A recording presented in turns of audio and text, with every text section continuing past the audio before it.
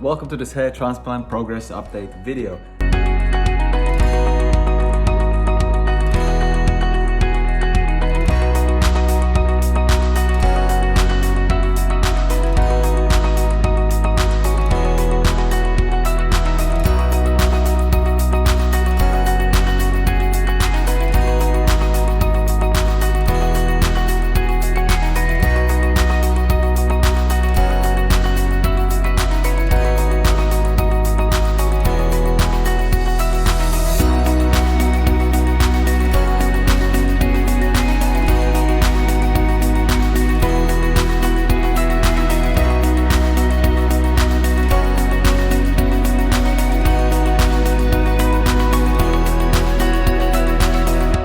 My name is Richard and I'm currently on month 6 of my hair transplant. It's been 6 months since I initially started this journey back in October the 23rd, 2019 in Istanbul, Turkey with Hair Transplant Clinic, and it is now 6 months later. I've got to say the progress has been really good. My hair has grown a lot longer than it was, and it's thickened up as well, and actually if you look at it, you no longer see this like outline that I used to have before where the scalp was shining through. It's actually looking really good now. By the way, if you've not subscribed to my channel yet, please click the subscribe button and enable bell notifications so that you don't miss out on any future content that I post. I've got to say that although, you know, through the whole journey, the hardest part is the first 3 months of the recovery. After 3 months, things just tend to get a lot easier and easier, and you notice things on basically like week by week or sometimes even like day by day basis. It just gets better and better, and as you see, like by month 6, I don't really notice that much anymore that, you know, that I've had the transplant. I don't spend as much time looking in the mirror, although I do have a quick look every morning just to take a photo because I'm doing like a day-by-day picture thing. That's probably about the only time I now like kind of check my transplant closely in the mirror. And obviously the other time is when I do these videos, because then I get to take a closer look. So if you have a look at my hairline right now, it is actually pretty good all the way through. It is slightly different on this side, as I mentioned before, but I think that just makes it look more natural and it makes it look better. But my hairline actually is now looking more like what it looked like when I was in my early 20s before it started receding. I think maybe, you know, it was just a tiny bit lower, but you know, if you compare it to what it was like when I started off before this transplant, compare it to now, you would not believe the difference. You really have to look at the pictures and videos from before to see where like my hairline was receded all the way back and how thin it was at the top. Whereas now, it is really much better. I cannot wait. I mean, they say that month 6 to month 8, you'll get like 60 to 80% of your results. Well, I gotta say, if this is like 80% or 60% of the results and there's more to come, you know what, this is really great. Actually, if anything I could really do with a haircut, but because of all the lockdown and COVID-19 stuff, I haven't really had a chance to go out, so my sides have grown out a bit. But if you notice, like from before, my earlier videos, when like my hair was growing out at the sides, you really see these big clumps at the side growing out, and then like nothing growing on top and nothing growing where the donor area is. Whereas now it is growing out pretty evenly and it's looking really good. I'm just gonna go closer to the window where there's strong natural sunlight, so you can actually see what it looks like when sun is shining directly on it. So this is what my hair looks like in natural sunlight. Yes, it does still shine through a little bit, right? You can still kind of see the scalp coming through a bit, but nothing like it was, you know, even a month ago, right? A month ago, you could clearly straight away see from sunlight. I couldn't take a picture outside before because it would just shine through and it wouldn't look very nice. So whenever I do pictures and stuff for videos, I would tend to feel more comfortable doing them inside in this sort of light because it darkens up obviously and the scalp doesn't shine through. So you know, just loads of little differences. And if you are having a hair transplant and you're in your early stages, just bear with it. It gets so much better once you get towards sort of month 6. I remember month 3, it really kicked off and it started going really well, because you can see the hair's growing through. And then by month 4, it was looking a lot better. But, you know, month 5, month 6, although at the beginning of these months, you feel like nothing is happening because it's no longer as noticeable as it was like at the beginning of, you know, month 3 going into month 4. But if you look at the progress at the end, it looks completely different. So bear with it if you're in these early stages. Although now that, you know, for the past month, everyone's flights and stuff and the procedures have been cancelled. So I guess the earliest like recovery stages for people now would be like, you know, 2 months or 1.5 months or so. I guess there's still people waiting to see how this thing is going to go through, whether they can have their, you know, hair transplants done in May, June. But to be honest with you, looking at the stats on TV, things are not getting much better, at least not for UK. I know some other countries, like you look at Germany, for example, they are doing way better than, you know, a lot of countries in terms of recovery. I don't know why in UK we've got like the worst recovery stats ever, but I think maybe that's because people are not testing and reporting when they've recovered.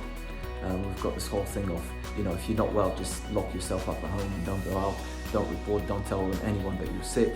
And then, you know, when you recover, nobody knows about it, right?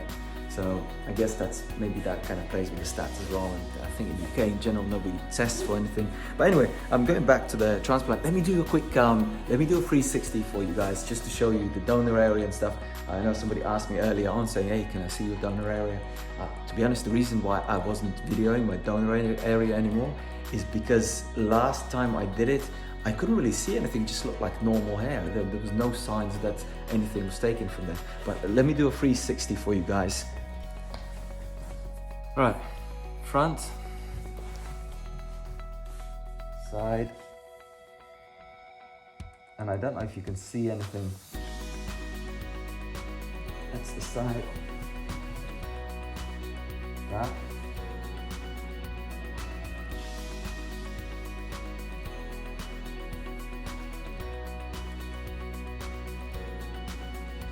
and the side.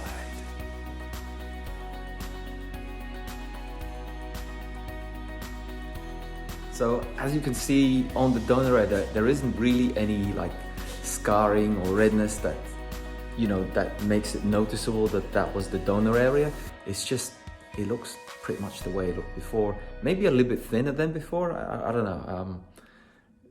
But still, you know, you don't get these like big red mark on the back of your head or like a scarred tissue sort of look where you've had the grafts taken from. So, you know, overall it looks pretty good. Again, another close-up at the front, just so you can see the hairline. And it is really, it looks natural. I don't think it looks like too straight and you know, unnatural. I think that's one of the things I wouldn't want, like a really straight line, you know, hairline at the front. I think it just look unnatural and not good. But I think they've done a really good job in terms of bringing back my natural hairline. This is what my hairline looked like when I was younger, perhaps a little bit lower down. But yeah, I think the only thing I'd ever consider doing is maybe fixing the crown at the back. And I guess if I go in for that procedure, I could fix the crown and I could use whatever the grafts are left to thicken up the front hairline. But whether I would do it now, given that there's a massive travel ban for ages, if I do ever get to travel anywhere, I don't think like fixing my crown is going to be on my list of priorities, things to do on my first trip. So maybe in a couple of years time I might give it a go and try to fix the crown, but for now I think I'm going to wait another 6 months at least for this thing to fully recover. And given that they said, you know, recovery, you know, it's not really 12 months, usually it's a bit longer, it's about 12, 14. So I don't think I would want to do a second procedure before full 14 months have passed. So we'll see by then what things are like. But yeah, pretty good. So I got a comment on one of my videos last week somebody was saying that, oh, your hair transplant looks rubbish, you should go and talk to Joe so-and-so, he can fix it for you, right? And normally what I do when I get these kind of comments, I know these are people that are just like, you know, promoting and marketing somebody else's channel or somebody else's clinic or whatever. I just ignore them normally. They do really annoy me, if I'm being honest, because I can't stand people, you know, using other people's vulnerability to get themselves something, right? To make some money out of it. These are people that are looking for people that are in a vulnerable state. So for example, you've had a hair transplant, you're anxious, you're not sure whether it's going good or not, so they'll purposely come and comment on your videos and say, it looks rubbish, they've done a bad job, mate, I'm really sorry, it looks terrible, you should go to this clinic and get it fixed, right? So it's pretty obvious. You have to be stupid to go, oh my God, you know, it's really bad. But, you know, it did crack me up, and I did reply to the guy earlier and I said, hey, you know, good luck with whatever you're doing, but I think I'm fine. And he got back to me and was like, no mate, you're clueless, you need to go and you speak to this guy, he'll sort you out. How is somebody's YouTube channel gonna sort me out? So it's a load of rubbish anyway, but let's just brush past this. And just to go over the products I take, the supplements that I take, I have my shampoo that I've got from the clinic. I still use that, although I now have to use a lot more than I used to before. I remember like right at the beginning, I used like the tiniest little drop used to be enough for me to wash my hair, whereas now I need like 2 or 3 squirts at least, which is a good sign because, you know, I've got more hair on my head, so I need to wash it more, it requires more shampoo. And then in terms of supplements, I take a multivitamin, which is just normal men's multivitamin from Boots, and I take collagen supplement. Don't know why I take it, my wife got it for me. And then I take like vitamin C, vitamin E, but just to boost my immune system and just to keep healthy. And I think if you have a healthy immune system, you're also gonna have a healthy, you know, hair and recovery stuff. I don't take any biotin and stuff. I used to have these little pills for hair and nails that I tried to take before I had the procedure, because I've got quite thin nails as well. So I thought I thought in some way it's all going to be all related anyway. So I've got these hair and nail pills from Holland & Barrett, and I used to take them on a daily basis, but I didn't notice any difference whatsoever for both my hair and my nails. So I know people used to say online, once you start taking them, you'll notice your hair will grow a lot more and your nails will grow a lot more. It didn't really work for me. It's just like, yeah, normal stuff. Take it. I was taking them every day, like M&Ms, and then nothing was happening. So I think that's why I stopped taking them.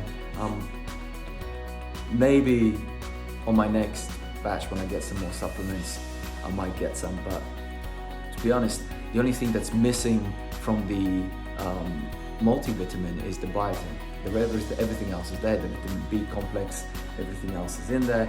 And I don't know if I really want another pill to swallow. So the multivitamin is enough for me, to be honest. And that's about it. I don't really take any other supplements. I don't take any medicines. I don't take finasteride. I don't use minoxidil, purely because I don't like them. And I know people have commented so many times before saying, "Oh, you should take it. It will help you with your recovery." Not my thing. I just don't want it. I'd rather have a recovery not as good as, you know, I could do if I took those pills or used minoxidil products like Rogaine and stuff. I'd rather have less results and not take that stuff, if that makes sense. But that's just me. I mean, everyone's entitled to their own decisions. You do things that you want to do. But that is pretty much it for this video. I hope you guys found this useful. I hope you found it interesting. If you did, please like this video and give me a thumbs up. I would really appreciate that. By the way, if you have not subscribed yet to my channel, please click on the subscribe button and enable bell notifications so that you don't miss out on any future content that I post. And I will see you guys next week for week 27 update, and we'll see how we progress. I'm actually really excited to see what the results are going to be between month 6 and month 8. As they say, that's another, like, you know, big results section. So if like the beginning of month 6 it is looking as good as this, I can't wait till what it looks like at month 8. But yeah, I'll see you guys next week. Enjoy your week. Bye for now.